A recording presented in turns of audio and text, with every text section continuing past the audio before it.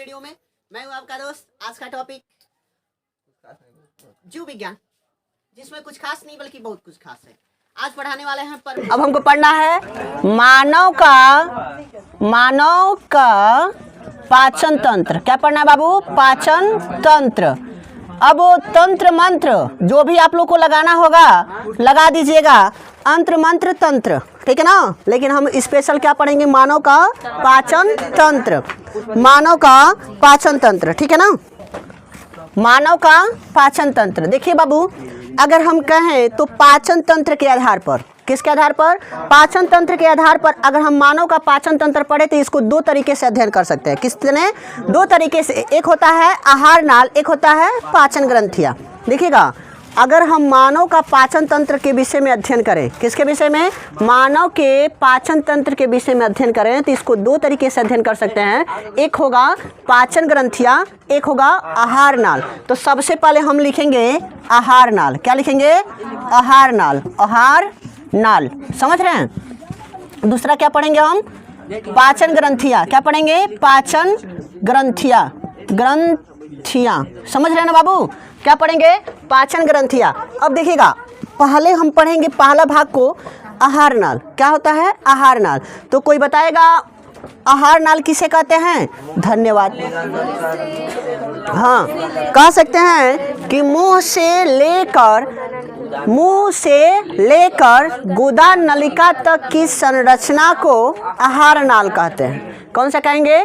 मुंह से लेकर गुदा नलिका तक की संरचना को आहार नाल कहते हैं। एक शब्द आपको दिखाई दे रहा है, गुदा नलिका। तो गुदा नलिका किसे कहते हैं? तो हमारे शरीर का सबसे अंतिम भाग होता है जहां से अवशिष्ट पदार्थ बाहर निकलते हैं। उसी हिस्से को हम क्या कहेंगे? गुदा नलिका कहेंगे। समझ रहे हैं ना। तो हमको सबसे पहले अगर परिभाषा इसके विषय में जानना चाहें तो परिभाषा पहला क्या बताएंगे कि मुख से लेकर गुदा तक की नलिकानुमा संरचना को क्या कहते हैं? आहार नाल कहते हैं। अब आहार नाल में पहला शब्द हमको अध्ययन करना होगा। चलिए, पहला शब्द अगर हम अध्ययन करें तो क्या अध्ययन कर सकते हैं? आहार नाल की परिभाषा तो हो गई। दूसरा अगर शब्द हम अध्ययन करें बाबू तो दूसरा शब्द हम कह सकते हैं आहार नाल। कौन सा नाल? आहार नाल। आहार नाल की लंबाई कितनी होती है? 8 से 10 मीटर होती है। कितनी मीटर होती है? 8 से 10 मीटर होती है, जो कि अपेक्षाकृत छोटी होती है। एक शब्द आपको सुनाई दे रहा है, अपेक्षाकृत छोटी। क्या सुन रहे हैं? अपेक्षाकृत छोटी। इस शब्द का क्या तात्पर्य निकालेंगे? तो इस शब्द का तात्पर्य निकालिएगा, अपेक्षाकृत छोटी का मतलब अगर देखा जाए तो जो मानव होता है यह लंबाई में 5 से 6 फीट होता है। कितना होता है? 5 से 6 फीट होता है। और 5 से 6 फीट होने की वजह से अगर इसकी आहार नाल की बात करें तो इसकी लंबाई 40 से 45 मीटर होनी चाहिए। कितनी मीटर होनी चाहिए? 40 से 45 मीटर होनी चाहिए। लेकिन हमारा आहार नाल कितना है? 8 से 10 मीटर होता है। इसका सब डिफरेंट होने का सबसे बड़ा कारण यह है कि जो जीव मांसाहारी होते हैं, किसकी बात कर रहे हैं? जो जीव मांसाहारी होते हैं उनका आहार नाल शाकाहारी जीवों की अपेक्षा छोटी होती है, क्योंकि हम अत्यधिक मात्रा में अगर किसी चीज़ को लेते हैं तो प्रोटीन लेते हैं। क्या लेते हैं? प्रोटीन। तो प्रोटीन जो लेते हैं यह सीधे देखा जाए तो मांस के रूप में लेते हैं। किसके रूप में? मांस के रूप में। जो हमारा आहार नाल होता है मांस को अपेक्षाकृत सेलुलोज की अपेक्षा तेजी से पचा देता है। किससे? सेलुलोज की अपेक्षा तेजी से पचा देता है। यही कारण है कि हमको अंत में ऊर्जा के रूप में क्या मिल जाता है? प्रोटीन मिल जाता है। लेकिन अगर हम बात करें कि जो 40 से 45 मीटर की बात कर रहे हैं, अगर हमारा जो आहार नाल होता 40 से 45 मीटर होता तो हम मांस का ग्रहण या भक्षण नहीं करते। मांस का ग्रहण या भक्षण नहीं करते। ध्यान से सुनिएगा, मांस जो व्यक्ति जो मतलब शाकाहारी जीव होते हैं उनका आहार नाल बहुत बड़ा होता है। उनका आहार नाल बहुत बड़ा होता है। यही कारण है कि कभी कभी देखिएगा, अगर मैं एक तुलना बताऊं तो एक तरफ मैं खरगोश ले रहा हूँ, क्या ले रहा हूँ, खरगोश ले रहा हूँ, और एक तरफ शेर ले रहा हूँ। क्या ले रहा हूँ बाबू, शेर। एक तरफ खरगोश और एक तरफ शेर ले रहा हूँ, और खरगोश के आहार नाल को परस्पर निकाल के मैं अगर तानूं, खरगोश इतना छोटा जीव, अगर खरगोश के आहार नाल को लेकर परस्पर मैं तानूं और शेर के आहार नाल को परस्पर लेके मैं तानूं, तो दोनों की लंबाई लगभग सेम आएंगी, बराबर आएंगी। क्यों? क्योंकि शेर जो होता है शाकाहारी होता है, मलभोजी होता है। सॉरी, खरगोश जो होता है शाकाहारी होता है और मलभोजी होता है। वह अपने मल के साथ साथ अनेक प्रकार के पेड़ पौधों के पत्तियों को भी खाता है, समझ रहे हैं ना। इसलिए यह शाकाहारी और मलभोजी दोनों प्रकार का होता है। इसलिए इसकी जो आहार नाल होता है, क्या होता है, आहार नाल होता है, वो काफ़ी बड़ा होता है। किसी भी शाकाहारी जीवों का आहार नाल बड़ा होने का सबसे बड़ा कारण है कि जो सेलुलोस होते हैं, सेलुलोस, आप देख लीजिएगा इस संसार में जो भी पेड़ पौधे होते हैं, ये मत समझिएगा कि सिर्फ पत्ते, सिर्फ उसके छाल ही सेलुलोस हैं। उसके छाल ही सेलुलोस नहीं होते हैं, बल्कि पूरा पेड़ ही किसका बना होता है, सेलुलोस का बना होता है। फ़र्क इतना होता है कि जो पेड़ होते हैं वह काफ़ी कठोर हो जाते हैं। जो पेड़ होते हैं क्या होते हैं, कठोर हो जाने के कारण उनको हम आसानी से खा नहीं सकते हैं। देखिएगा, आसानी से नहीं खा पाएंगे, यही कारण है कि पेड़ों को जो जीव जंतु होते हैं नहीं खाते हैं, लेकिन पेड़ की टहनियाँ खा लेते हैं। पेड़ की टहनियाँ क्या करते हैं, खा लेते हैं। आप ये अनुमान तो लगाते होंगे कि इतनी पतली पतली टहनियाँ को आसानी से जीव जंतु क्या करते हैं, खा लेते हैं। क्या ये मोटा होगा तो पेड़ नहीं बनेगा? बनेगा कि नहीं बनेगा? तो इससे क्या देखने को मिला, यानी कि जितना भी टहनियाँ है वो पूरा सेलुलोज है, सेलुलोस है। और इस टहनियाँ जब मोटा होगा तो किसका निर्माण करेगा, पेड़ का, यानी कि पूरा पेड़ ही क्या रहेगा, सेलुलोस रहेगा। जो सेलुलोस होता है यह जल्दी से पचता नहीं है। पचने का कारण ये है कि इस संसार में कोई भी ऐसा जीव नहीं है, मात्र एक बैक्टीरिया को छोड़कर, जो सेलुलोस को पचा सके। जो जीव, जो मानव परस्पर जो शाकाहारी जो होते हैं, पेड़ पौधों को खाते हैं, वह सेलुलोस को रखते हैं। तो सेलुलोस को जो रखते हैं बाबू, वह अपने भोजन को पचा नहीं सकते अगर उनके शरीर में एक विशेष प्रकार की बैक्टीरिया नहीं पाई जाती। उनके शरीर में एक विशेष प्रकार की बैक्टीरिया पाई जाती हैं जो परस्पर सेलुलोस को पचाने का कार्य करती हैं, सेलुलोस को खाने का कार्य करती हैं। समझ रहे हैं ना, किसको खाने का, सेलुलोस को खाने का कार्य करती हैं। यही कारण है कि इसको, इस प्रोसेस को करने में काफ़ी समय लगता है। इस प्रोसेस को करने में क्या लगता है, काफ़ी समय लगता है। यही कारण है कि उनका जो आहार नाल होता है काफ़ी बड़ा होता है, समझे। जो ये हमारा है, इसको अगर हम भोजन ग्रहण कर रहे हैं, चलाइए वाला हिस्सा है, तो इसको जल्दी से पच जाएगा, क्योंकि उसमें सेलुलोस तो है नहीं। और जब सेलुलोस नहीं होगा, सेलुलोस होती है जो पालक वालक की मात्रा में कम होती है, समझ रहे हैं ना। तो जो सेलुलोस नहीं होता है, अच्छा एक बात बताओ बाबू, पालक खाते हो या भतुआ का साग खाते हो? कभी कभी, मतलब कभी के ना हमेशा, क्या वो हमारे शरीर में पचता है? क्या वो हमारे शरीर में पचता है? जिस जिस हिसाब से मैं बात करूं, चावल दाल जिस तरह से एकदम पूरा घुल मिल जाता है, क्या पालक भी उसी तरह से जैसे लगता है कि पिसाया हुआ है? नहीं। वह जिस तरह से हम लोग खाए रहते हैं उसी हिस्सा से गुदा रास्ता से बाहर भी निकलता है। फ़र्क इतना होता है कि उसमें की ऊर्जा क्या होती है, परस्पर हम सोख लेते हैं। समझ रहे हैं ना बाबू। कभी कभी एक्सपेरिमेंट किया कीजिए लोग, तब समझ में आएगा कि ये सत्य बात है कि हम लोग सेलुलोस को पचा नहीं सकते हैं, लेकिन जीव जंतु परस्पर सेलुलोस को पचा सकते हैं, क्योंकि उनके अंदर एक विशेष प्रकार की बैक्टीरिया पाई जाती है। यह प्रोसेस काफ़ी समय, लंबा समय में होता है। यही कारण है कि उनका पाचन तंत्र क्या होता है, बड़ा होता है। लेकिन हम लोग का जो पाचन तंत्र है काफ़ी लंबे समय के लिए नहीं होता है। यही कारण है कि हम लोग का पाचन तंत्र क्या होता है, छोटा होता है। समझ में? बैक्टीरिया जस्ट आगे आएगा, तो उसमें 2-3 बैक्टीरिया हैं जिनको हम परस्पर अध्ययन करके बताएंगे। नहीं, वह बैक्टीरिया हमारे शरीर में नहीं पाई जाती। हाँ, जो मीट का मतलब, हाँ मीट, हाँ जो मांस खाएंगे सिलवा, उनका आहार नाल शाकाहारी जीवों के अपेक्षाकृत छोटा होगा, क्योंकि मीट को, मांस को सेलुलोज के अपेक्षा तेजी से पचाया जा सकता है। हाँ, जो शादी रहते हैं उन लोग खरीद नहीं करते हैं, उनका मतलब आहार नाल बड़ा होता होगा। नहीं, बिल्कुल नहीं। क्या हम तुमसे क्या कहें चलवा, सुनो, मानो अगर नहीं खा रहा है तो इसका मतलब ये नहीं कि वह शाकाहारी है। तुमको नहीं मन कर रहा, तू नहीं खा रहा है, लेकिन तुम्हारे पूर्वज खाए हैं कि नहीं खाए हैं?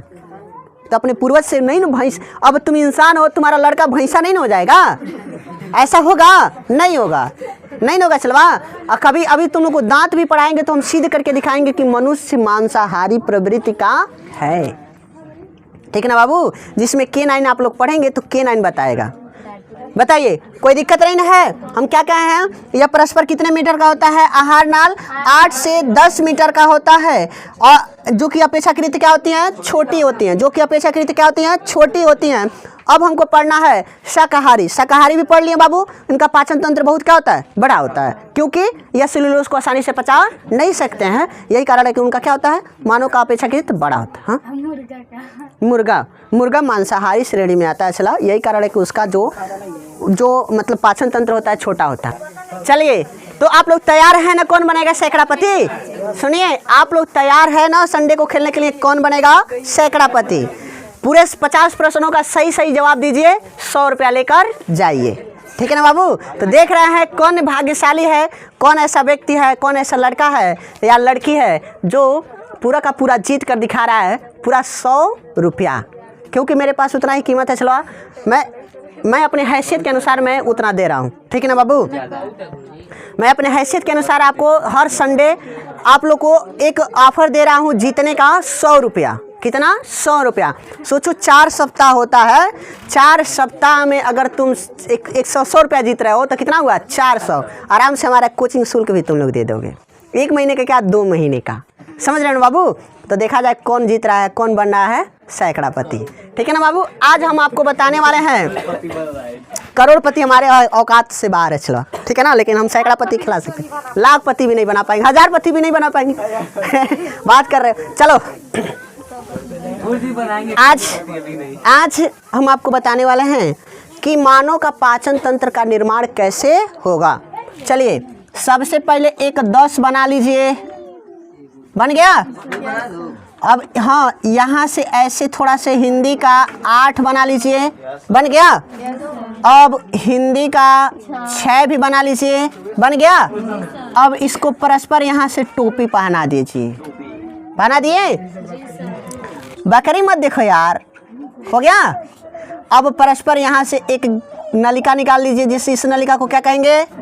ग्रास नलिका। क्या कहेंगे? ग्रास नलिका। अब इन दोनों को एक साथ लाकर थोड़ा सा हम पतला बना दे रहे हैं। ठीक है ना? इन दोनों को यहाँ से लाकर यहाँ पर और जस्ट यहाँ से ऐसे कर दीजिए। ठीक है ना? और यहाँ पे कौन हिस्सा आप लोग को बनाने के लिए बताए थे जो कि किसका निर्माण कर रहा था? परस्पर यकृत का निर्माण कर रहा था कि नहीं कर रहा था? चलिए, मान लीजिए कि क्या हो गया? यकृत। और यहीं से एक और हिस्सा आ रहा था, यहीं से एक और हिस्सा आ रहा था जो परस्पर किसका निर्माण कर रहा था? Very good. किसका निर्माण कर रहा था? अमाशय का। है, दोनों एक जगह नहीं मिलेंगे। अब इसको यहीं से ऐसे ऐसे कर दीजिएगा। समझ रहे हैं? इसको यहीं से ऐसे क्या कर दीजिएगा? कर दीजिएगा। या परस्पर किसका निर्माण पढ़ रहे हैं आप लोग? देखिए, आमे जैसे दिखाई दे रहा है ना। अगर आपको नहीं आमे जैसे दिखाई दे रहा तो इसको और थोड़ा से पास कर देंगे और ऐसे करेंगे तो अब दिखाई देगा आम है ना? तो ये क्या हो गया? अमाशय। और जस्ट यहीं से एक और संरचना आपको देखने को मिलेगी। यहीं से एक और संरचना आपको देखने को मिलेगी जिसे हम क्या कहते हैं? परस्पर अग्नाशय कहते हैं। क्या कहते हैं? अग्नाशय। और यहाँ पर देखिएगा, हाँ, यहाँ पे ले लीजिए, एक और संरचना देखने को मिलेगा जिसको हम परस्पर क्या कहते हैं? पित्ताशय कहते हैं। क्या कहते हैं? पित्ताशय। समझ रहे हैं? और यहाँ से एक और ऐसी संरचना आपको देखने को मिलेगी। समझ रहे हैं ना? इसी को हम क्या कहते हैं? बड़ी आंत। Very good. क्या कहते हैं बाबू लोग? बड़ी आंत। तो इसका निर्माण मेरे साथ ही कर लेंगे तो सही रहेगा। यह हो गया गुदा। क्या हो गया? गुदा। चलिए, तो अब इसका यहाँ से लेकर बाबू और यहाँ ये वाला हिस्सा परस्पर अभी हम नहीं पढ़ेंगे क्योंकि यह आ जाएगा श्वसन तंत्र में। कौन से तंत्र में? श्वसन तंत्र में। हमको स्पेशल क्या पढ़ना है? पाचन तंत्र पढ़ना है। कौन सा पढ़ना है? पाचन तंत्र। इसलिए अभी हम इसका अध्ययन नहीं करेंगे, लेकिन इसको डायफ्राम कहते हैं। क्या कहते हैं? डायफ्राम कहते हैं। चलिए, सबसे पहले यहाँ पर मुख की बात कर रहे हैं, तो इसको हम क्या कहेंगे बाबू? इस पूरे हिस्से को मुख कहेंगे। क्या कहेंगे? मुख कहेंगे। मुख हो गया, समझ रहे हैं। और ये यहीं पर पाई जाती है टंग। टंग मतलब क्या होता है? जीभ। तो इसी में क्या कहेंगे? इसको जीभ कहेंगे। जीभ होता है कि जीव होता है? जीभ होता है ना, इसको इंग्लिश में टंग कहते हैं। और यहीं पर लटका हुआ एक छोटा सा हिस्सा दिखाई देता है, जिसे क्या कहते हैं? यूला। क्या कहते हैं? यूला। ध्यान से समझिएगा, जो कि अगर परस्पर आप लोग देखते हैं खांसी उसी आपको ज़्यादा आने लगता है, तो घर वाले कहते हैं कि घटिया डबवा ले, सही हो जाएगा, कहते हैं लोग ना। तो आ तो दिखाई दे रहा है ना, वही क्या है? यूला है। क्या है? यूला। यूला बहुत लोल आदमी है, क्योंकि यूला हमेशा आपका बेइज्जती करवाता रहता है। जब आप थोड़े से मोटे या छोटे, मतलब जो भी हो जाएं, और जब आप खर्राटा मारना शुरू कर दें, तो आपकी यूला क्या हो गई है? परस्पर ढीले हो गई हैं। क्या हो गई हैं? ढीली हो गई हैं। लेकिन अभी यूला को छोड़िए, अभी हमको पढ़ना इस वाले पूरे हिस्से को हम क्या कहेंगे? यकृत कहेंगे। क्या कहेंगे? यकृत कहेंगे। समझ रहे हैं ना? इसको क्या कहेंगे? हाँ बोलो, यकृत। हाँ, यूला का इलाज है। अभी अमेरिका में एक ऐसा कानून है चलवा कि यूला की वजह से तलाक मिल जाता है। समझ रहे हो ना? भारत में तो सिर्फ इसे हंसी पात्र देखा जाता है, विदेशों में इसका कानून है कि जिसका होना शुरू हुआ उसको परस्पर तलाक पति पत्नी देना चाहें तो दे सकते हैं। समझ रहे हो ना? इसका स्पेशल कानून है। चला, उसको थोड़ा से सर्जरी करवा के सही करवाया जाता है, न कि कटवाया जाता। समझ रहे हो? तो क्या हो जाएगा बाबू? हाई वाला क्या है? यकृत है। हाई जो गोलका हिस्सा दिखाई दे रहा है, इसको क्या कहते हैं? पित्ताशय। क्या कहते हैं? पित्ताशय। समझ रहे हैं ना? इसको पित्ताशय। हाई आमे जैसे दिखाई दे रहा है, इसको क्या कहते हैं? अमाशय। क्या कहेंगे? अमाशय कहेंगे। और यहाँ पर इसके थोड़ा से खुखुराह टाइप में दिखाई दे रहा है, तो इस खुखुराह टाइप को क्या कहते हैं? अग्नाशय। क्या कहेंगे? अग्नाशय। समझ रहे हैं? अग्नाशय कहेंगे। उसी तरह से है बड़का हेतर दिखाई दे रहा है ना चलवा, तो हेतर को क्या पढ़ते हैं? बड़ी आंत। क्या पढ़ते हैं? बड़ी आंत। समझ रहे हो ना? अब हई जुकिया टेढ़ा मेढ़ा सांपे नियर दिखाई दे रहा है, तो हई टेढ़ा मेढ़ा सांपे वाले हिस्से को क्या कहते हैं? छोटी आंत। क्या कहेंगे? छोटी आंत। समझ रहे हैं ना? हाई नीचे वाला हिस्सा दिखाई दे रहा है, इस नीचे वाले हिस्से को कहते हैं गुदा। क्या कहते हैं? गुदा। आपसे कहे ना कि यही से अपशिष्ट पदार्थ परस्पर क्या होता है। तो हम बात कर रहे थे किसका? सुनिए, हम बात कर रहे थे जुबान का। तो जुबान में पहले क्या देखने को मिलेगा? पहले मिलेगा ओठ। क्या मिलेगा? ओठ। उसके बाद से दांत, उसके बाद से जीभ, उसके बाद से ग्रसनली। क्या पड़ेगा? ग्रासनली में पढ़ेंगे योला। क्या पढ़ेंगे? यूला। तो सबसे पहले हम जीभ पढ़ेंगे। क्या पढ़ेंगे? जीभ। तो है जीभ है चलवा, तो कह सकते हैं कि जीभ हमारे मुख का एक मांसपेशियों का बना हुआ हिस्सा होता है, जो परस्पर भोजन को तथा वाणी को बोलने में सहायक होता है। जो भोजन जो हम ग्रहण करते हैं उसको परस्पर खाने में तथा वाणी को परस्पर बोलने में सहायक होता है। कुछ ऐसे शब्द होते हैं जिनको ओष्ठ के माध्यम से बोला जाता है। समझ रहे हैं? कुछ ऐसे शब्द होते हैं जिनको ओष्ठ के माध्यम से, कुछ ऐसे शब्द होते हैं जिन्हें तालु के माध्यम से, कुछ ऐसे शब्द होते हैं जिन्हें कंठ के माध्यम से, और कुछ ऐसे शब्द होते हैं जिन्हें नाक के माध्यम से, नाक स्वर से बोला जाता है। समझ रहे हैं ना? तो उसमें हम पढ़ेंगे। अब तो ओठ तो समझ में आ गया, ओठ भोजन और परस्पर वाणी को बोलने में सहायक होता है। वही ओठ। जीभ को छोड़ दीजिए, जीभ तो मुख्य हिस्सा है ना। अब हमको पढ़ना है, पहले इसमें हम पढ़ेंगे दांत। क्या पढ़ेंगे? दांत। तो दांत पढ़ने से पहले हम ये जान लें कि दांत होता क्या है। दांत किसी भी जीवधारियों का सबसे कठोरतम भाग होता है, जो परस्पर भोजन को चबाने, चीरने तथा फाड़ने में सहायक होता है। दांत जो होते हैं परस्पर कितने प्रकार के होते हैं? 2 प्रकार के होते हैं। कितने प्रकार के? 2 प्रकार के ना। दांत मुख्यतः 2 प्रकार के होंगे। चला, दांत के प्रकार की बात नहीं कर रहे हैं, दांत की बात कर रहे हैं। जो ही 2 दांत होते हैं मुख्यतः कितने प्रकार से देखेंगे? 2 प्रकार से। एक होता है अस्थाई, एक होता है अस्थाई। पहला हम पढ़ेंगे अस्थाई। क्या पढ़ेंगे? अस्थाई। समझ रहे हैं? अस्थाई। और एक पढ़ेंगे अस्थाई। क्या पढ़ेंगे बाबू? अस्थाई। अस्थाई दांत जो होता है देखिएगा, अस्थाई दांत किसी भी जीव का 1 वर्ष से, कहाँ तक, 1 वर्ष से शुरू होकर, 1 वर्ष में क्या हो जाएगा, शुरू हो जाएगा, क्या हो जाएगा बाबू, शुरू हो जाएगा, 1 वर्ष में शुरू होकर और 14 से 15 वर्ष तक, कब तक, 14 से 15 वर्ष तक रहता है। यह जीवन में 1 बार या 2 बार उग सकता है। जो अस्थाई दांत होते हैं यह जीवन में कितने बार, 1 बार या 2 बार उग सकता है। अगर हमारा 5 वर्ष का उम्र हुआ है, अगर हमारे चोट लग रही है, दांतें टूट जा रही हैं, तो परस्पर नया दांत उग जाता है। इसी दांत को दूध का दांत कहते हैं। कौन सा दांत, दूध का दांत, समझ रहे ना, इसी को दूधा दांत कहते हैं। इसी को कौन सा दांत कहेंगे, दूध का दांत कहते हैं। कौन सा दांत, दूध का दांत। यह दांत जो होता है अगर इसमें मंजन नहीं भी कर रहे हैं तभी भी यह चमकता रहता है।